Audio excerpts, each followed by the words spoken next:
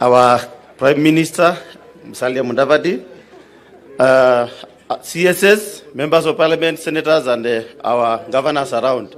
Na watu wa Kilome amjambo. Before I continue, Your Excellency, kuna kitu uyaambiwa. Leo, kila mtu alikuwa ameingia hapa by 8, asifungiwe kwa mlango.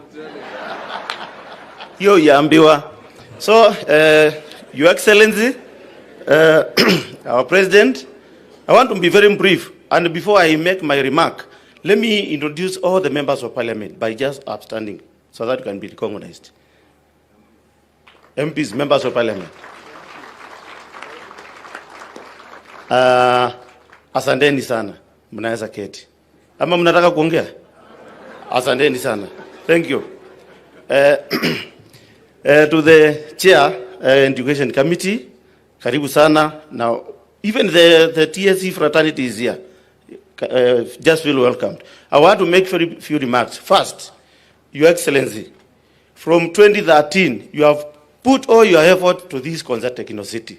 And I can assure you, you have done and you have changed the lives of Makueni people, including Kilome as a constituency.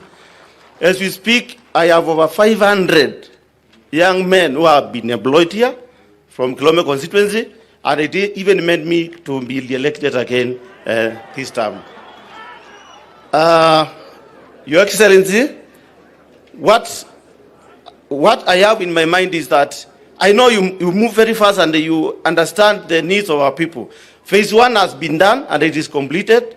We urge the next phase, which is phase 2, to come in immediately so that those who have been phased out, the workers who have been phased out can get back and get employed. Your Excellency, those who doesn't know, the Kenyan data center is here. All horizontal development, you've gone around, you have seen, a lot of tarmacking has been done. We have the best sewerage system in place, and all that is through the effort of our president, because he has stood with us and making this project move on.